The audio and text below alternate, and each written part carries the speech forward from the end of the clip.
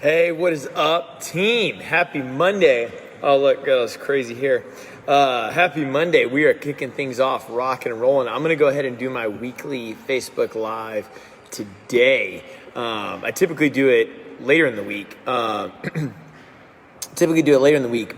we just got a lot going on, and let's just crush Monday. So if you have never attended one of these, they're awesome. Here's what I do. I just hang out. I usually bring some coffee. I hope you got some coffee. This week's coffee edition is sponsored by Strongside. This is the complimentary coffee that we have here at Strongside, and it's good stuff. So you can ask me anything you want. I got a list of topics, a list of things I'm going to go over. You can ask me anything you want. Fitness, nutrition, lifestyle, about the gym, personally, it doesn't matter. Ask whatever. All right. Also, people send questions in throughout the week. So I have a couple questions that people ask, and I'm just going to answer them. All right. So sit back, hang out. Let's just grab some coffee. Any questions that you have, comment them below, and I'll answer them. All right. Number one, dude, let's talk about the Spooktacular. You have 2 weeks from tomorrow, to sign up for the Spooktacular. And here's all you got to do. You just got to go by the front desk, Roswell, Woodstock, doesn't matter. And there's a sign-up sheet out there. You put your name, your partner's name, your team name, and your shirt size, and boom, you're in. It's that easy. It's $35 a person. That gets you your t-shirt, the event, everything. And I know that we emailed it all out. I know that it's all on Facebook, but check this out. There are these super cool things at the front desk, all right? Now, inside these lovely things, I know I'm all Vanna White here, but inside all this is the event description. So every event is in here. How you perform the event and how you do the workout, weights and stuff like that is at the front desk. Now, I know you're probably wrapping your head around it. You're like, dude, what is this? What is a competition? All right, look, I know that a lot of you guys have seen the CrossFit Games. All right, cool. That's like watching the Olympics, okay? And then trying to swim or run based on the Olympics. I don't know. But we can still have fun with your fitness.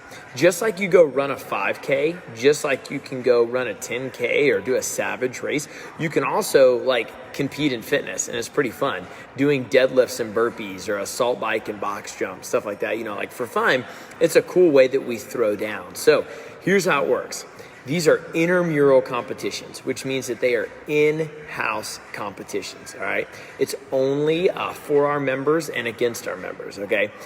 We have 3 different divisions. We have the Breakout Division, the Fitness Division, and the Performance Division. The Breakout Division is for those of you guys that might be brand new to competing. Maybe you've never done a competition before. Maybe you're new to the gym. Maybe you don't even know what this is all about. You just know that this is fun and you want to participate in it. That's the Breakout Division. The Fitness Division is that middle tier division where if you look at the majority of the workouts and you're having to adjust or modify most of the workouts, then you probably want to do the Fitness Division. It means that there's not going to be any pull-ups in it. It means there's not going to be any crazy heavy weights in there. It'll be normal weight, normal skill, stuff like that. And the Performance Division is if you can do most of the workouts as written. If you're doing every workout when you come in, hey, this much weight, I can do that. Pull-ups, I can do that, whatever. I mean, there's no pull-ups in the competition, but you get what I'm saying. Then the Performance Division is for you. So Performance, Fitness, and Breakout. It's teams of 2, same gender. So it's either 2 guys or 2 girls, and you compete against your division. You run in heats, all right? So this event caps at 45 teams, which is probably going to happen, okay? But it caps at 45 teams, and that's total. So if we have everybody sign up for fitness, well, it doesn't matter, there's 45 teams. And then we do 3 events throughout the day. We've already put those events out here. Remember, the events are in this packet at the front desk. They've been emailed out. They're on the YouTube. They're on Facebook, whatever, but it's in this packet at the front desk. And you'll see different weights and different difficulty of movement per performance, fitness, and breakout, okay? There's certain ways that the workout has to be performed. That's always super fun. It allows for strategy. And throughout each event, you accumulate points. So for example, all of event 1 goes. Everybody in every division does event 1, and we run heats. We'll probably run like 4 heats. Heat 1 will go. It'll have 9 people per heat. Then heat 2 goes. Then heat 3 goes, whatever. And every time you're participating, you have a judge, all right? And they ensure that the repetitions are done right, whatever. And you get points. So first place gets 100, second place gets 95, so on and so forth. You get points per how you finish. And then you do event 2. And then you do event 3, and you're trying to add up how many points you can get. And the top 3 teams with the most amount of points make the podium for their division at the end of the day. And it's a really cool, simple competition. It runs from about 8 a.m. to noon. You'll do 3 events, teams of 2, one great time. That's how it works, all right? The $35 for registration, they get you your t-shirt, which is a legit t-shirt, by the way. You're going to want to wear this out in public and stuff. If you make the podium, then you're going to get awards on top of that. We're trying to put together swag bags and stuff for everybody, but it's a really neat event that we do twice a year. So we do the Shamrock Showdown in March. We do the Spooktacular in October. If you cannot compete, we're looking for volunteers. All you have to do is email Nate. That's Nate at the-strongside.com. But we're looking for volunteers, judges, people do scoring, stuff like that. And it's a really great time. We try to make this an all hands on deck event, get the whole group involved, but there's 2 weeks left. We have to make sure that we have time to get to the shirt vendors and let them know our designs, stuff like that, how many we're ordering. So you have till October 5th to sign up, and it caps at 45 teams. If you have any questions, get with any coach, get with Nate, get with myself, whatever. But most importantly, stop by the front desk. Look at this at the front desk. It's got every division in there. It's got the weights. It's got how it's supposed to be performed. We will gladly go over this with you, but this is what was emailed out. This is what's on the YouTube, and this is all your information, all right? Remember, I'm here to answer questions. So yeah, I'm giving some updates, but if you drop any question below, I'll answer anything you got. Fitness, nutrition, lifestyle, coffee, whatever. All right, up next, we have Burpees for Autism. You're going to see this flyer also at the front desk, Burpees for Autism, all right? This is a really neat thing we're doing. We've never done this before. This is the 7th annual one for them. But how it works is you get teams of 10. The team of 10 has to accomplish 1,000 burpees per time. So that's like 100 burpees per person. It's $20 to join the team, and then I think you can buy shirts or something like that on top of it. All the money goes to their Burpees for Autism Foundation, and we put links below and on YouTube, Facebook, whatever. Email it out, or we can go read about it. But it's at Lucky's Burger and Brew, Sunday, October 3rd, from 2 to 6. I think it's 2 to 4, but the thing says 2 to 6. And we have one full team right now, so we have a team of 10. We're looking to get another team of 10. I would love 2 to 3 teams of 10. And Nate is really driving this home. It's over here in Roswell. He's trying to coordinate all the teams. So you can reach out to Nate on, send him a text message or Facebook or email, whatever. But he's really pushing to try to get, we all are, trying to get another team or 2. You're more than welcome to come out. You're more than welcome to bring friends. If you don't want to do any burpees, you want to just donate or come eat a burger or something like that, totally fine. But that is Sunday, October 3rd, 2 to 6 p.m. And it's just a neat way to add some value, break out in the community, have so much fun. And again, this flyer is at the front desk, all right? So you come check out there. So it looks like you're gonna be looking for 2 flyers at the front desk, Burpees and Spooktacular, Burpees and Spooktacular. Nate just commented on here, I've already got 3 to 4 people that are looking for a team. Awesome, 10 people is a team. So if you're out there and you're like, hey, that sounds kind of cool, I can do some burpees, I can get involved in the community, I got some friends, whatever. It looks like almost half your team's already set. And get with Nate, his info is right here, and get rocking and rolling, all right? You got any questions, comment them below. I'm gonna take a sip of my coffee. All right, number 3 that I got, the Upriver Festival and 5K. This is cool. I don't know if you guys have heard about this yet or not. Our Canton location is getting ready to open, and it's up at the Canton Mill, which is a really unique, really neat place, and they're doing a 5K. It's called the Upriver Festival. We're sponsoring that event, and we're going to do a group warm-up. We're going to do all kinds of cool stuff for it to get it rocking and rolling. But essentially, it's a 5K, and I know you guys love running 5Ks. We have promo codes to give you guys that are going to get you 20% off, and it's going to get you a beer ticket, from Reformation, and super fun, super cool time.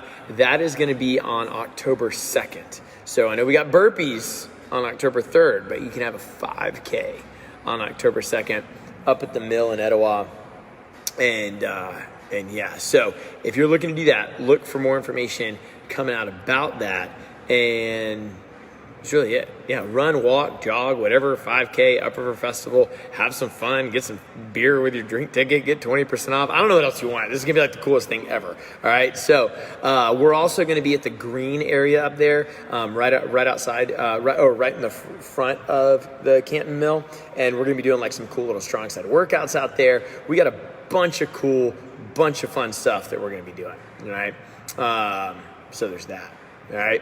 So now let's move on to some questions. Remember, don't be shy. You can comment anything you want below, fitness, nutrition, lifestyle, whatever. The question that I got sent to me throughout the week was about private training. Hey, what is private training? How does it work? What do your coaches do? Stuff like that. It's a really good question. You've probably seen a lot of our coaches working with one-on-one clients. It's just a thing that we do. So here's how I'll kind of break down for you how it works is when we bring you on as a coach at Strongside, the first thing you have to be able to do is teach the classes really, really well. That is objective, priority, thing number one. Okay, there's scorecards that we use, there's performance evals, like the whole 9 yards. But the first thing you have to be able to do is teach the classes like here, okay? And then after we spend some time training and building you up to be able to run the classes very efficiently, because that's what Strongside is the classes, then we open up the opportunity to take one-on-one clients. And the thing about one-on-one training, so when you see our trainers do that, that's what they're doing, is they're training people one-on-one, all right? But I'm just explaining to you how it works. So it's like, I'm trying to explain to you how much value we put on the classes and that they have to be amazing. So we offer one-on-one training, but we don't really market it a whole lot. We do a little bit, but not a whole lot. And for a couple of reasons. Number one is there's some people that just don't ever want to work out in a group. There's a lot of people that they're never going to go into a gym, period, unless they have a trainer. They're probably not going to go to like a Globo gym, like a Gold's or a Lifetime or an LA. It's just not going to happen. And they don't really want to work out in groups. They're never going to come to the gym unless they have an appointment. And that's a lot of our one-on-one clients. There's people that just prefer it. I prefer the intimate engagement for the hour. I would never join Strongside. I'm only doing the one-on-one training. That is definitely some people that come to the gym. Awesome, cool. That's why we offer it. We also offer it because a lot of times people just want some short-term touch-ups. There's nothing wrong with saying, hey, look, I'm not really interested in training one-on-one for the rest of my life, but what I would like is, can I purchase 3 sessions or 4 sessions? And I want to work with this specific coach to do a gymnastics skill or something like that. Absolutely, you can do that. That's really what made us start thinking about offering it, was that members would say, hey, can I get some one-on-one time? Look, I understand this pull-up thing. I understand this kipping thing. I really want to learn how to do butterfly pull-ups, or I really want to learn how to climb a rope. And they would always say, hey, look, I'll can I buy it? I'll pay for it. I just want time with nobody else because I don't understand it. I want time with nobody else except the coach to learn this skill. And we were like, yeah, we should start doing that. So a lot of members have taken us up on that. Hey, I just want to meet with you for an hour. I want to learn how to climb a rope. I think I'm pretty close. Okay, great. Awesome. So there's that. Then some people just like the consistent ancillary service of, hey, maybe you want to learn how to lift. And it's like, hey, I enjoy coming to Strongside. I like doing all the workout classes stuff. But we have several members that train, let's say, once a week with a trainer, because they want that attention. Hey, I want that attention to detail on my snatch, clean and jerk. I want to go through a back squat or a bench press cycle, stuff like that. So the reason I describe those different scenarios to you is you can see how a la carte it is and how it, if you want to call it VIP, it is. We tailor everything to you. We don't have any templates on what you're supposed to do.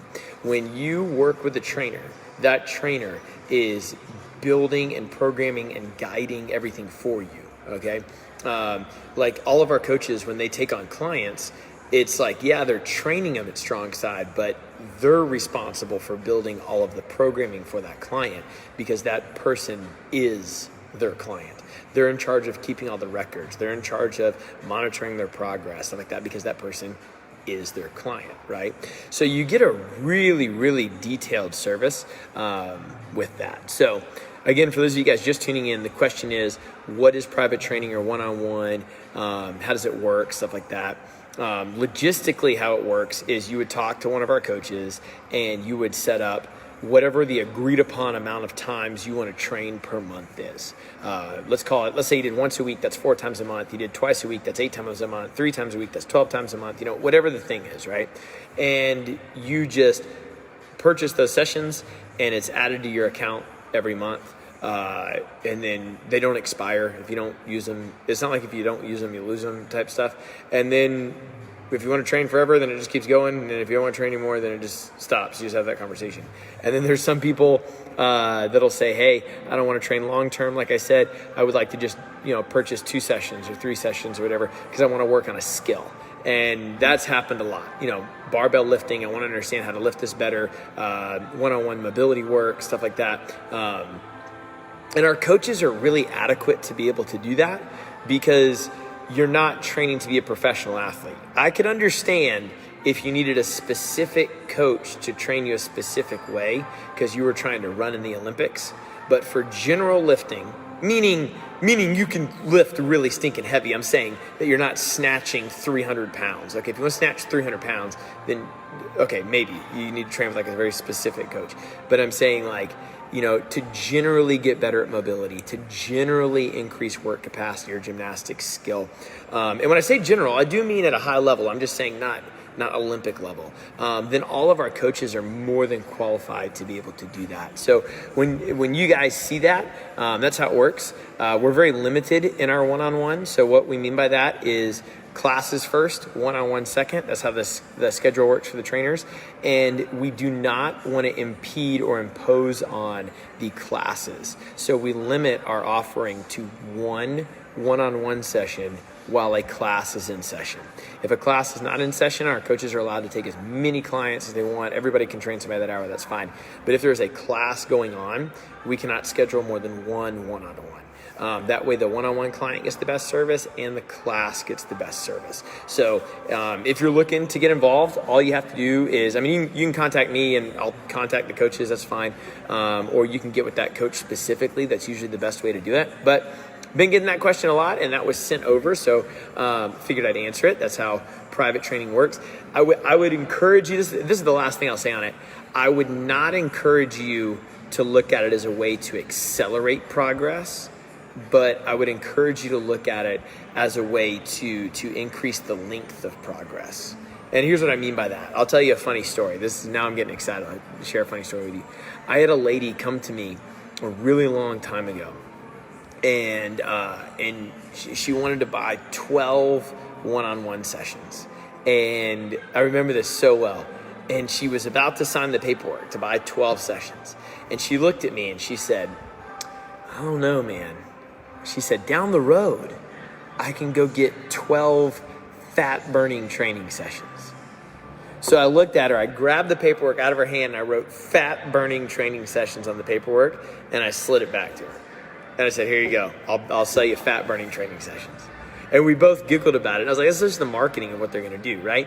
So when you think about that, if you're thinking about doing one-on-one training, I would not encourage you to say, oh, I'm going to train with Zach or Nate or Ali or whoever, because it's going to, if I get these 12 sessions, by the time I go on my cruise, I'm going to lose 30 pounds.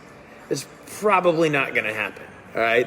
I'm not saying it can't, but you also got to look at when your cruise is. If your cruise is in October, it's not going to happen, okay? But what you can do is you can say, look, I want to train with one of your coaches one-on-one, because I want to be able to do this lift or movement longer and better. I want to be able to move better so I'm not in pain. I want to be able to learn how to flex my muscles, move my body, stretch on my own so my quality performs longer. That way you're not playing a finite game. You're playing an infinite game. You can always progress in your training. So I would encourage you to do it that way. Don't look at it as like, I got to speed up my progress, because then you're going to be frustrated. You're going to be frustrated. You're going to think that, oh man, I was supposed to attend these sessions. I was supposed to lose 20 pounds, the vision I had in my head. Like, no. But I would like to attend these sessions. I would like to feel better. I would like to maybe look better along the way. I would like to do better in the classes. That's really the goal. Heck yeah. That's what will get you there. You'll start feeling more efficient. And yeah. So that's how it works. All right, I'm going to be on here another minute or two. I'm going to sip some coffee. Remember, this is all about just hanging out with you. I do this once a week. Ask me anything about fitness, nutrition, the gym, personal, life. It doesn't matter. Let's just hang out.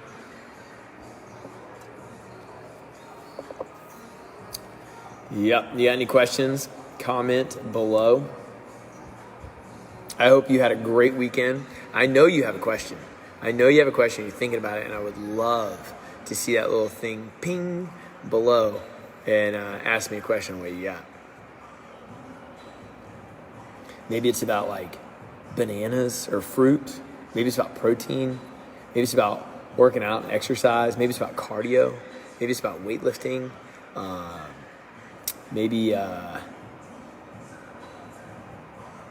Oh, snap. I got a question. Bree, our nutrition and wellness coach, said, what does your nutrition look like leading up to Ironman?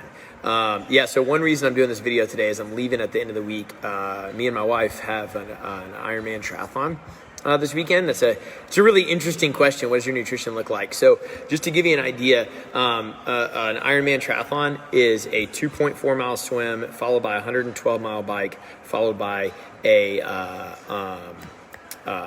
full marathon, 26.2 mile run. So essentially, that's my goal is to do it under 13 hours. I would love to do it under 13 hours, but it's going to be somewhere between like 13 and then your time cap is like 17 or 18 hours. So you're looking at like 13 to 17, 18 hours, something like that. Okay, so here's what I try to do. Carb loading starts on Wednesday, and here's what I mean by that.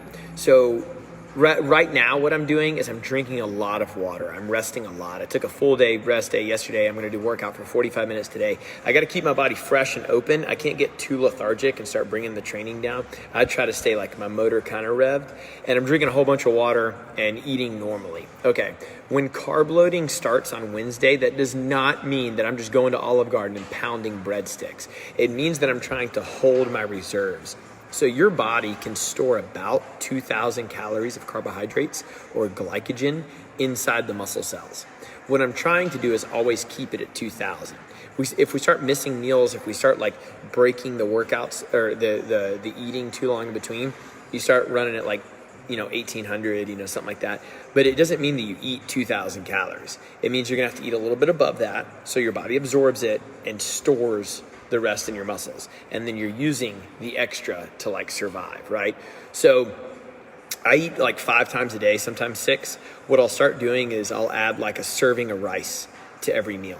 When carb loading starts, your goal is to eat really clean carbs and complex carbs, like a rice or a sweet potatoes or quinoa, something like that. And you want to try to, because you don't want junk carbs. That's just it's not gonna make you feel good.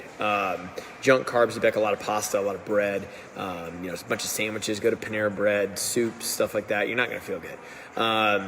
And I always feel really good on like doing things like that. So I'll have 5 meals a day, and let's say 3 of those meals, I'm gonna add a cup of rice. A cup of rice is gonna have like 40 grams of carbs.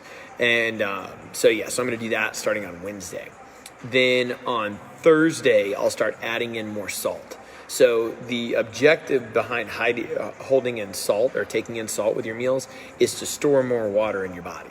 So you're never running below. You can always store more. So I'll take like 2 pinches of salt and put it on 2 to 3 meals per day, and I'll start retaining a little bit more water. That's my goal. Then 17 hours before the race is when carb loading can actually happen. So if you go longer than 17 hours, then carb loading is just fat loading is what it is. All right. So before the race starts, if 2 days before the race, I'm pounding Olive Garden and breadsticks, I'm just gonna get fat. I'm not gonna feel good. I'm gonna get bloated. Your 17-hour window is when you can really eat well. So I try to have 2 very large meals the day before. And these are your high pasta or high carbohydrate meals. I don't do well with one because your body doesn't absorb all of it. So I try to have a large meal and then another large meal. And I do really well on starchy foods. So if the night before a race, I have literally I've done like half a pizza before. On some of my 100-mile rides over training, I'll literally eat like an entire pizza and I feel great. I like the starchiness. It makes me, I call it popping. It makes my body like pop, veins start coming out, start getting real vascular. I'm like, all right, cool. Because there's a bunch of sugar and stuff in there. The morning of the race, I have to eat twice. I do not do well on eating once. So I'm going to have to wake up really early, probably like 3 or 3:30, probably 3:30. And I'll eat. The race starts at like 7, so maybe I'll get up at like 4. But I'll get up and like shower, stuff like that. I have to have my coffee, and I have to eat once. That first time I eat, it can be a mixture of some things, but the second time I eat, I really do like long, complex carbohydrates. I usually do 2 packets of oatmeal, so that's 100 grams of carbs. And then I'll put like some fruit and stuff in there too. And I usually mix like honey, and then I'll take in a fat source, like some sliced up almonds or something like that. And that keeps me full for a really long time. At that point, when you're eating before the race, it's not necessarily did I eat enough, it's what makes me feel full. Because if you get hungry, you're in so much trouble. You got to be drinking before you're thirsty and eating before you're hungry. You have to. So then the race starts, and when the race starts, it is basically just an eating fest. You have to. So between my second meal and then and then I'll probably have like a bar or something with me to keep eating. So I'll have my second meal, and then I'll probably eat before I get in the water, because I'll be in the water for like an hour and 15 minutes. And who knows how long before then I got in the water. But I have that's a couple hours, right? That's terrible. I can't go that long without eating. So as soon as I get on the bike, I eat. I prefer solid foods on the bike, and I prefer Cliff Bars. I try to get about 250 to 300 calories in every hour. So I'll usually eat as soon as I get on the bike, and then between 40 and 60 minutes on the bike, I'm eating again, and then I'm eating every hour. And I just keep it on a rotation like that. Every hour, I'm eating 240 to 300 calories. Now, I'm also drinking calories too. So I drink every 20 minutes. Every 20 minutes, I'm taking 1 to 2 very large mouthfuls of, I usually do an electrolyte substance. So water mixed with a product called Nuun, N-U-U-N. That's where you get your electrolytes. And then every 10 miles, they have aid stations on the bike, and I grab a Gatorade. And I only do well on orange and yellow Gatorade. I don't know why, but it's got to be orange, it's got to be yellow. Everything else is weird. And I'll usually drink about 3/4 of that Gatorade.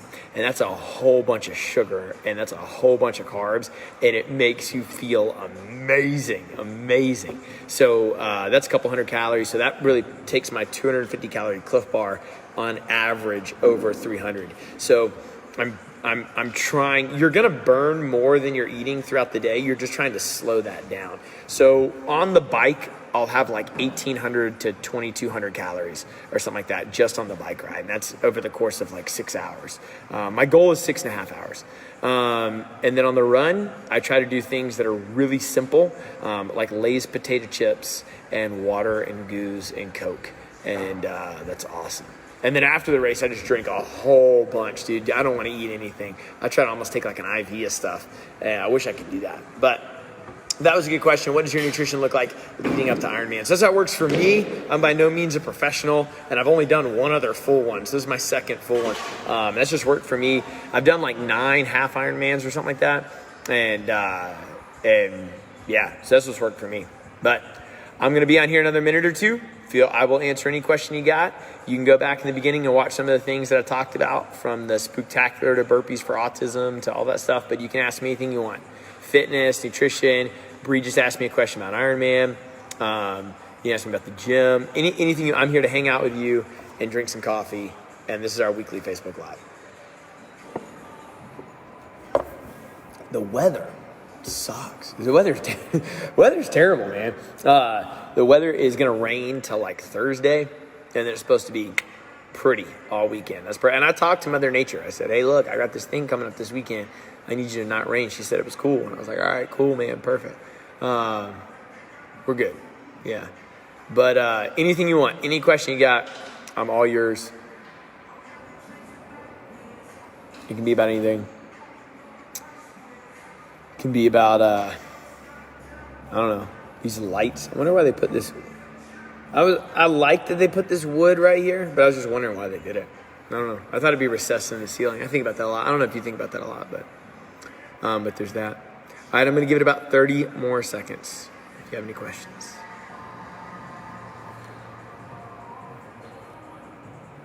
$20 seconds.